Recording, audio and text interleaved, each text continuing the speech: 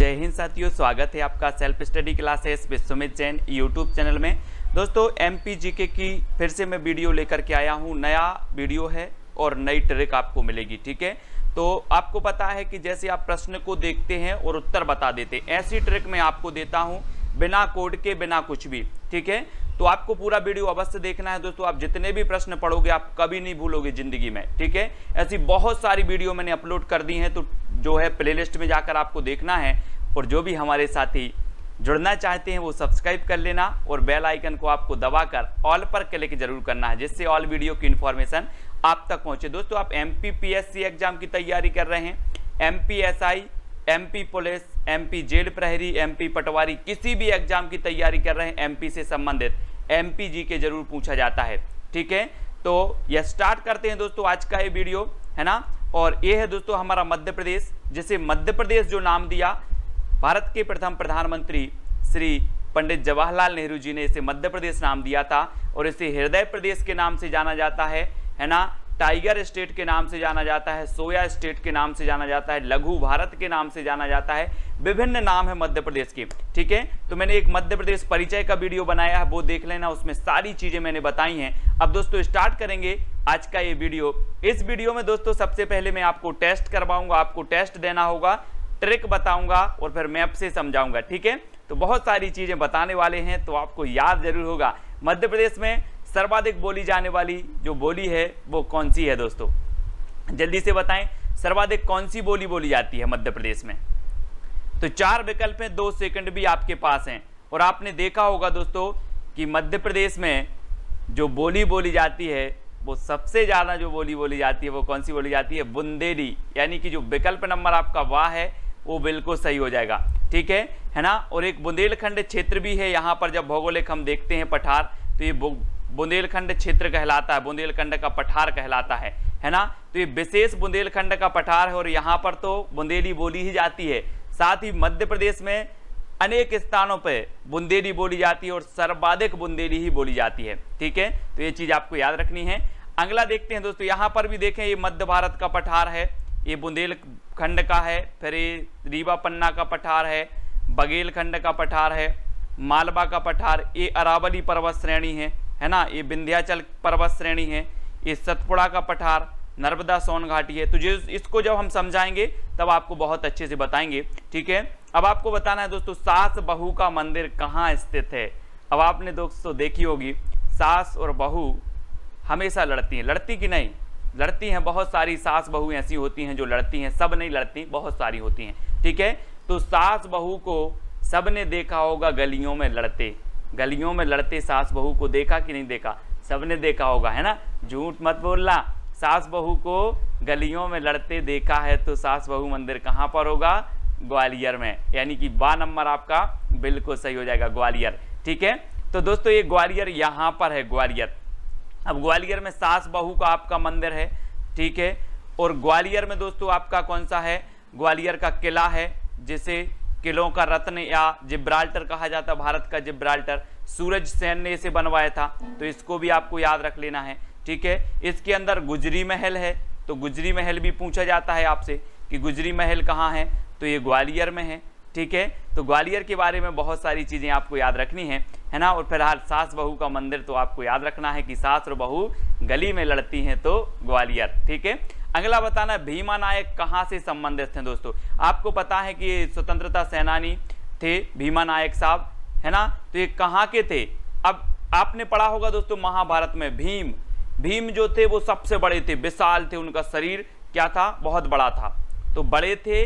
तो भीम से भीमा, और भीमा नायक कहाँ से संबंधित होंगे, कहाँ से होंगे, क्योंकि भीम क्या थे, बड़े थे, तो वड़वानी, है ना, वड़वानी, यानी दा नंबर आपका बिल्कुल सही है, बड़वानी से संबंधित है दोस्तों भीम। और बड़वानी कहाँ पर है, तो ये है दोस्तों आपका वड़वानी। यहाँ पर जो है आपका क्या है, धान अनुसंधान केंद्र है। मैंने आपको बताया था कि धान अनुसंधान केंद्र कहाँ पर है। धान बरसात के मौसम में बोई जाती है और बरसात के मौसम में बाढ़ आती है, तो धान अनुसंधान केंद्र बाढ़ आती है तो वड़वानी। ठीक है, वैसे ही आपको भीमा नायक भी कहाँ से हैं, भीम बड़े थे तो बड़वानी। ठीक है, इस प्रकार से याद रखेंगे। अब दोस्तों मध्य प्रदेश में चंद्रपुर औद्योगिक केंद्र कहाँ पर स्थित है, चंद्रपुर, चंद्रपुर से क्या बनेगा दोस्तों, 2 सेकंड में आप अपना उत्तर बताना। चंद्र से क्या बनेगा, चंद्रमा। और चंद्रमा अगर आपको देखना है तो आप घर के अंदर घुसकर नहीं देख सकते, आपको छत पर जाना होगा, छत पर से जाकर के चंद्रमा को आप देख पाओगे। तो चंद्रपुर औद्योगिक केंद्र कहां पर स्थित होगा। अब आपको ही उत्तर बताना है कि चंद्रमा को देखना है तो छत पर जाना होगा, यानी कि छतरपुर। ठीक है, 12 नंबर आपका बिल्कुल सही हो जाएगा। ठीक है, छतरपुर में प्रसिद्ध दोस्तों खजुराहो के मंदिर हैं। कहां पर, छतरपुर में, याद रख लेना। चंद्रपुर औद्योगिक केंद्र भी छतरपुर में है। ठीक है, अगला देखते हैं दोस्तों, और ये है आपका छतरपुर। ठीक है, और ये बुंदेलखंड के पठार के अंतर्गत आता है छतरपुर। इस प्रकार से अपन ने देखा था कि ये पूरा बुंदेलखंड का पठार है और ये बुंदेलखंड के पठार के अंतर्गत आता है छतरपुर, टीकमगढ़, है ना। अगला देखते हैं दोस्तों, भोपाल गैस त्रासदी में रिसने वाली गैस कौन सी थी। भोपाल गैस त्रासदी आपने पढ़ा होगा दोस्तों, है ना, कि 1983 की घटना है भोपाल गैस त्रासदी। और जो है ये गैस त्रासदी में जो गैस रिसी थी वो गैस कौन सी रिसी थी, जल्दी से आपको बताना है। तो आपको पता है दोस्तों, जब भोपाल गैस त्रासदी रिसी थी तो ये सभी लोगों ने क्या लगाना चालू कर दिया था, गणित लगाना चालू कर दिया कि यार ये भोपाल गैस त्रासदी, मैथ लगाना चालू कर दिया, कौन सी गैस रिसी होगी, कैसे रिसी होगी। तो मिथाइल आइसोसाइनेट, है ना। तो 12 नंबर आपका यहाँ पर बिल्कुल सही हो जाएगा। ठीक है, मिथाइल आइसोसाइनेट। अब अगला बताना है दोस्तों, ये है आपका भोपाल। अगला क्वेश्चन है, मालवा के पठार की सबसे ऊंची चोटी कौन सी है। मालवा के पठार की सबसे ऊंची चोटी बतानी है। तो आपका राइट आंसर क्या हो जाएगा, मालवा के पठार की सिगार, गुरु शिखर, धूपगढ़ या सिद्ध बाबा। तो मालवा के पठार की। अब एक चीज बताना दोस्तों कि जिसके पास क्या होगा, माल होगा, वो क्या पिएगा, सिगार आती ना, सिगार बोले हम सिगार पीते हैं, तो माल होगा तभी तो सिगार पीगा। जिसके पास माल नहीं है, पैसे नहीं है, वो सिगार पीगा क्या, नहीं पिएगा। तो ये मालवा का जो पठार है इसकी सबसे ऊंची चोटी है सिगार, यानी कि आ नंबर आपका बिल्कुल सही हो जाएगा। ठीक है, याद रखेंगे। सतपुड़ा पर्वत श्रेणी की जो है धूपगढ़ है ना। और गुरु शिखर जो है अरावली पर्वत श्रेणी की है, बुंदेलखंड के पठार की कौन सी है, सिद्ध बाबा। तो ये चीज भी याद रखनी है। और ये जो सिगार है ये मालवा की है दोस्तों, और मालवा है ए है मालवा का पठार आपका, ये मालवा का पठार है। इसकी सबसे ऊंची जो चोटी है वो कौन सी है, सिगार। कौन सी है, सिगार। ये चीज आपको याद रखनी है। ठीक है, अगला दोस्तों बताना, डॉक्टर हरि सिंह गौर विश्वविद्यालय कहाँ स्थित है। हरि सिंह गौर विश्वविद्यालय। अब 4 विकल्प हैं, 2 सेकंड भी आपको दिए जाते हैं। तो आपका राइट आंसर क्या हो जाएगा, हरि सिंह गौर विश्वविद्यालय। मंदसौर, छतरपुर, कटनी या फिर सागर, जल्दी से बताएं आंसर क्या होगा आपका। तो आपका बिल्कुल सही आंसर हो जाएगा दोस्तों, क्या होगा, सागर। क्या होगा, हरि सिंह गौर विश्वविद्यालय कहां पर है, सागर में। और दोस्तों जब आप सागर के निकट पहुंचते हो, समुद्र के निकट पहुंचते हो, तो क्या देखते हो, गौर से देखते हो। कैसे देखते हो, गौर से। सागर के निकट पहुंचते हो तो गौर से देखते हो। तो हरि सिंह गौर विश्वविद्यालय कहां पर होगा, सागर, यानी डी नंबर आपका बिल्कुल सही हो जाएगा। और ये है दोस्तों आपका सागर। ठीक है, तो याद रखेंगे सागर को। और अगला देखते हैं, अगला प्रश्न है, मध्य प्रदेश में ऐशबाग स्टेडियम कहां पर स्थित है। अब ऐशबाग स्टेडियम आपको बताना है दोस्तों, तो कहां पर स्थित है ना। तो मध्य प्रदेश में जो ऐशबाग स्टेडियम है ये कहां पर स्थित है। तो याद रख लेना दोस्तों कि जो कौन होगा, भू का पाल होगा। भू का पाल होगा यानी कि भू का राजा होगा, वो क्या करेगा, ऐश करेगा, ऐश। तो ऐशबाग स्टेडियम कहां पर होगा, भोपाल में, है ना। भोपाल आपका सही हो जाएगा। और जो भोपाल गैस त्रासदी है दोस्तों वो कब का है, 1984 का है। इसको याद रखेंगे, 1984। मैंने वहां 1983 बोला है, 84 याद रखेंगे। ठीक है, 1984, है ना। और ये भोपाल में है, तो ये है दोस्तों आपका भोपाल। ठीक है, भोपाल याद रखें। अगला आपसे पूछा जाता है, मध्य प्रदेश में ओरछा उत्सव मनाया जाता है।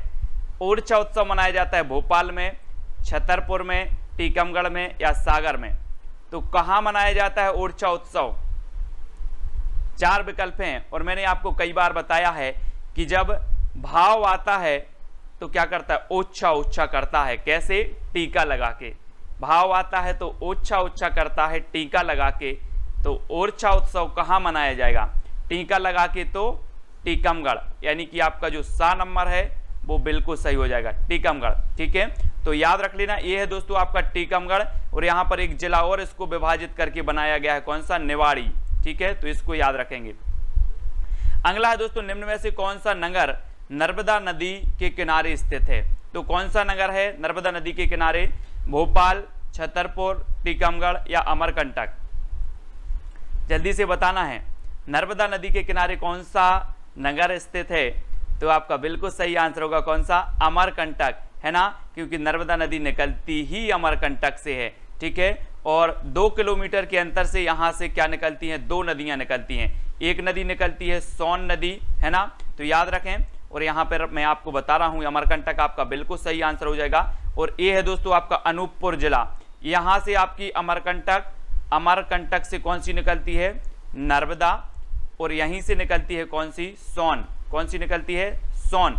ठीक है, नर्मदा नदी यहाँ पर जाकर के दोस्तों आपकी यहाँ से जाती हुई यहाँ पर जाती, ठीक है, इस प्रकार से। सोन यहाँ से जाकर के कहाँ मिलती है, गंगा में। मध्य प्रदेश की एकमात्र ऐसी नदी है सोन नदी जो गंगा की सहायक है, सीधी गंगा में मिलती है ना, तो याद रख लेना। और सोन नदी पर कौन सा सागर बांध बना है, वाण सागर बांध बना है, बाण सागर। ठीक है, ये चीज भी आपको याद रखनी है। अब अगला क्वेश्चन है दोस्तों, इंदौर किस नदी के किनारे स्थित है? इंदौर मैंने आपको याद करवाया था कि आपको अगर आप 10 दिन से भूखे हो, क्या है, 10 दिन से भूखे हो और आपको खाना दे दिया जाए कि खाना वहां रखा है, तो आप कैसे जाओगे, पैदल की दौड़ के? खाना दे दिया जाए तो आप दौड़ के जाओगे, तो खान से खाना मिला तो दौड़ के, तो खान नदी के किनारे कौन सा होगा, इंदौर, यानी कि जो आ नंबर है वो आपका बिल्कुल सही हो जाएगा। ठीक है, खान नदी के किनारे इंदौर। अगला, और ये है दोस्तों आपका इंदौर। ठीक है, इंदौर के बारे में आपको बहुत सारे फैक्ट मैं आपको बता चुका हूं कि इसे अहिल्या नगरी कहा जाता है, कपड़ा नगरी इसे कहा जाता है। ठीक है, इंदौर को, है ना। अगला आपको बताना, दर्दी जलप्रपात किस नदी पर बना है? दर्दी जलप्रपात।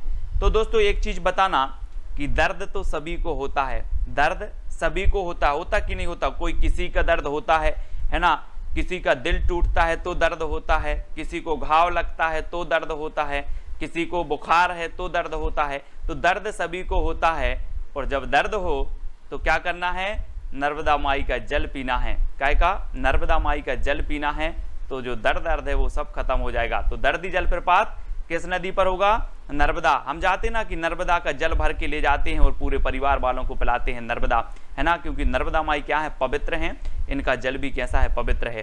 तो इस प्रकार से दर्द हो तो नर्मदा माई का जल पीना है, तो दर्दी जलप्रपात नर्मदा पर बनेगा। ठीक है, याद रखेंगे। और यहाँ से निकलती है नर्मदा, ये तो सभी को पता है। अप्सरा जलप्रपात कहाँ स्थित है दोस्तों? अप्सरा अमरकंटक में, बैतूल में, पचमढ़ी या फिर जबलपुर में, अप्सरा। अब एक चीज बताना दोस्तों, मध्य प्रदेश का एकमात्र हिल स्टेशन कौन सा है? हिल स्टेशन कौन सा है? पचमढ़ी। हिल स्टेशन है पचमढ़ी। तो यहाँ अप्सराएं बहुत जाती हैं, पचमढ़ी में अप्सराएं बहुत जाती हैं, क्योंकि मध्य प्रदेश का एकमात्र हिल स्टेशन है पचमढ़ी। तो अप्सरा जलप्रपात भी कहाँ बनेगा? पचमढ़ी में, क्योंकि अप्सराएं जाती हैं तो पचमढ़ी। बी नंबर आपका बिल्कुल सही हो जाएगा। अब दोस्तों ये पचमढ़ी कहाँ पर है? तो पचमढ़ी आपका है कहाँ पर? होशंगाबाद में। ठीक है, याद रख लेना, पचमढ़ी होशंगाबाद में है। सतपुड़ा जो पर्वत श्रेणी है, इसी श्रेणी में स्थित है पचमढ़ी। ठीक है ना। पर्यटकों का स्वर्ग भी इसे कहा जाता है, पचमढ़ी को पर्यटकों का स्वर्ग कहा जाता है। पचमढ़ी में दोस्तों आरक्षक प्रशिक्षण केंद्र भी है ना, तो याद रख लेना है, आरक्षक प्रशिक्षण केंद्र है। और पचमढ़ी में धूपगढ़ है, क्या है? धूपगढ़ मध्य प्रदेश की सर्वोच्च चोटी 1350 मीटर जिसकी ऊंचाई है। ठीक है, तो ये चीज़ आपको पचमढ़ी के बारे में याद रखना है। और यहाँ पर कौन सा है? अप्सरा जलप्रपात भी है। ठीक है, अप्सरा जलप्रपात, अप्सरा। ठीक है, तो इसको भी आपको याद रखना है दोस्तों। आपको अगला बताना है आपको, पांचालगढ़ किसका प्राचीन नाम है? पांचालगढ़ बताना है। पांचालगढ़ आ रहा है, 5 आ रहा है, 5, तो 5 देखो ऑप्शन में कहाँ आ रहा है? ए आ रहा है। तो पचमढ़ी का प्राचीन नाम क्या है? पांचालगढ़। ठीक है, पचमढ़ी का प्राचीन नाम है पांचालगढ़। बहुत ही बढ़िया क्षेत्र है दोस्तों, हिल स्टेशन है, कभी घूम कर आना पचमढ़ी। ठीक है ना। होशंगाबाद में है पचमढ़ी, ये तो सभी को पता हो गया है। अब मध्य प्रदेश की गंगा किस नदी को कहा जाता है दोस्तों? मध्य प्रदेश की गंगा, जल्दी से बताओ, मध्य प्रदेश की गंगा किस नदी को कहा जाता है? तो जल्दी से आपको बताना है और आपका बिल्कुल सही आंसर क्या हो जाएगा दोस्तों? बेतबा। किसको कहा जाता है? बेतबा को कहा जाता है मध्य प्रदेश की गंगा। और बेतबा कहाँ से निकलती है? तो एक कुम्हरा गांव, कहाँ से? कुम्हरा गांव से निकलती है। और ये कहाँ पर है दोस्तों कुम्हरा गांव? तो मैप में देखो, ये है रायसेन, ये रायसेन है और यहाँ पर कुम्हरा गांव है। और यहाँ से कौन सी नदी निकलती है? बेतबा नदी। ठीक है, बेतबा नदी निकलती है। और एक चीज और पूछा जाता है दोस्तों, यहाँ पर मध्य प्रदेश की गंगा पूछा गया है, आपसे मालवा की गंगा भी पूछा जाएगा, मालवा की गंगा भी पूछा जाएगा। तो मालवा की गंगा कहा जाता है क्षिप्रा को।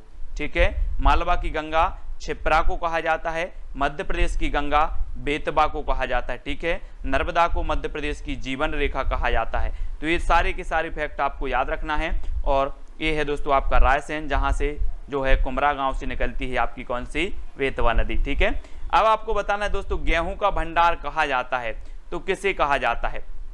मैंने आपको बताया था कि गेहूं अनुसंधान केंद्र कहाँ पर है? पबार खेड़ा। कहाँ पर है? पबार खेड़ा, होशंगाबाद में। ठीक है, पबार खेड़ा, होशंगाबाद। अब इसको अपन ने कैसे याद रखा था कि गेहूं की बनती है रोटी और रोटी से मिलता है हमें पावर। तो गेहूं अनुसंधान केंद्र कहाँ पर है? पबार खेड़ा में। अब गेहूं का भंडार पूछा गया कि ये कहाँ पर है ना? भंडार कहा जाता है तो किसे कहा जाता है?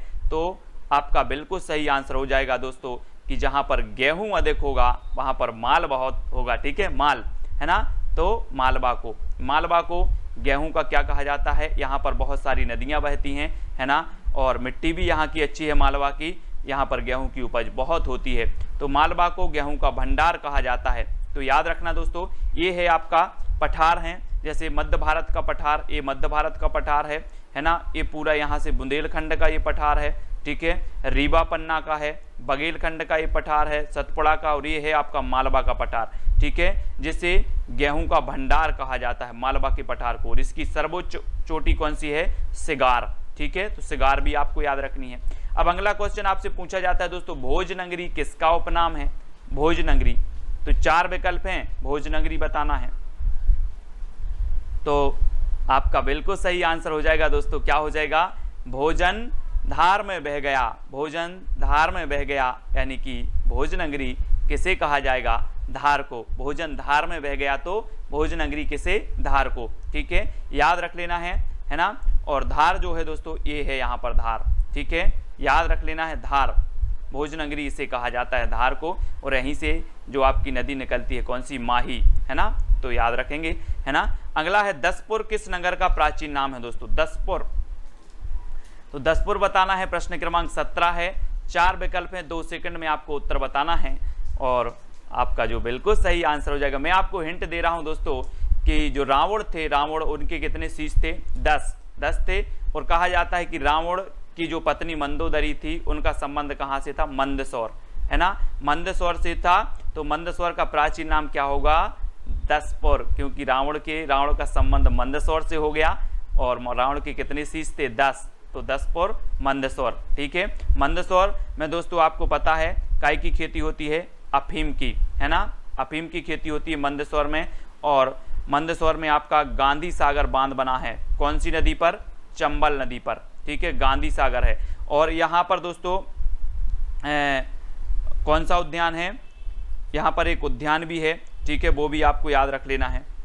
ठीक है, मैं आपको बताऊंगा मंदसौर में। तो मंदसौर में ये चीज़ आपको याद रखनी है कि अफीम की खेती होती है, गांधी सागर डैम भी यहीं पर है चंबल नदी में, है ना? इसका प्राचीन नाम क्या है? दसपुर है। ठीक है, और ये है दोस्तों आपका मंदसौर, है ना? मंदसौर आपको याद रख लेना है।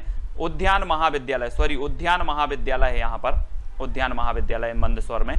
ठीक है, इसको याद रखेंगे, है ना? अगला है दोस्तों, इंद्रपुर किस नगर का प्राचीन नाम है? इंद्रपुर बताना है। तो जल्दी से बताएं। अब इंद्र आया है तो आप समझ गए होंगे, इंद्र से क्या बनेगा आपका? इंदौर। ठीक है, इंदौर, यानी सा नंबर आपका सही होगा। इंद्रपुर प्राचीन नाम है इंदौर का। ठीक है, सा नंबर। और इंदौर खान नदी के किनारे स्थित है। कौन सी नदी? खान नदी के किनारे। तो ये तो कई बार पूछा जाता है। और ये है दोस्तों आपका इंदौर। ठीक है, दौड़ के जाना है, खान नदी के किनारे है। मध्य प्रदेश राज्य सचिवालय भवन, मध्य प्रदेश राज्य का जो सचिवालय भवन है इसका नाम क्या है दोस्तों, सचिवालय भवन का। 4 विकल्प हैं, 2 सेकंड में आपको बता देना। दोस्तों एक चीज बताना कि जो सचिवालय होगा, मध्य प्रदेश का सचिवालय है ना, वो कैसा होगा, कैसा होगा। सचिवालय है भाई, बलशाली तो होगा, सारे मतलब बहुत बड़े बड़े अधिकारी यहाँ पर होंगे इस सचिवालय में, तो सचिवालय में बहुत बल होगा, तो सचिवालय भवन को क्या कहा जाएगा, क्या कहा जाएगा, बल है तो वल्लभ भवन, है ना। मध्य प्रदेश राज्य का जो सचिवालय भवन है इसे कहा जाता है वल्लभ भवन, यानी कि बी नंबर आपका बिल्कुल सही हो जाएगा, वल्लभ भवन, ठीक है, वल्लभ भवन कहा जाता है ना, और भोपाल में स्थित है, तो ये चीज भी आपको याद रखनी है। अब दोस्तों आपको बताना मध्य प्रदेश में किस वर्ष को महुआ वर्ष के रूप में मनाया गया, महुआ वर्ष, तो किस वर्ष को मनाया गया महुआ वर्ष के रूप में, 2010 को, 2013 को, 2011 को या 2015 को। महुआ आपने देखा होगा जिससे शराब बनाई जाती है, महुआ, है ना, देखा है सभी लोगों ने महुआ, कई लोगों ने तो कच्ची भी पी होगी, है ना, महुआ की कच्ची, बोले गांव में कच्ची मिलती यार, तो 11, ठीक है, 12 नंबर आपका बिल्कुल सही हो जाएगा। 2011 को महुआ वर्ष के रूप में मनाया गया, है ना, तो याद रख लेना, कैसे याद रखोगे, महुआ वर्ष, महुआ कितने रुपया किलो है, 11 रुपया, 11, तो महुआ वर्ष 2011, ठीक है, याद रखेंगे। अब दोस्तों आपका एक चैलेंज प्रश्न है कि संगीत सम्राट किसे कहा जाता है, सभी लोग, जितने लोग भी देख रहे हैं सभी लोग उत्तर बताना है आपको, संगीत सम्राट किसे कहा जाता है, तुलसीदास को, तानसेन को, कालिदास को या लता मंगेशकर को। तो संगीत सम्राट किसे कहा जाता है, ये आपका चैलेंज प्रश्न है ना, आप चैलेंज स्वीकार करें और उत्तर बताएं, ठीक है। तो वीडियो को सभी लोगों को लाइक करना है। इसी प्रकार से रोज सुबह 8:15 पर आपका, है ना, जो है एमपी टेस्ट होता है, एमपी जीके का टेस्ट होता है, ट्रिकी वीडियो आता है, शाम को 4 बजे भी आपका ट्रिकी वीडियो आता है। तो सभी लोग वीडियो को लाइक करें और टेलीग्राम ग्रुप से जुड़ना है, टेलीग्राम ग्रुप का नाम है आपका, टेलीग्राम ऐप डाउनलोड करो, उसमें सर्च करो IAS स्टडी ट्रैक और टेलीग्राम में ज्वाइन हो जाओ, ठीक है। और ये व्हाट्सअप नंबर दिया है तो व्हाट्सअप ग्रुप से जुड़ सकते हो 9098609291।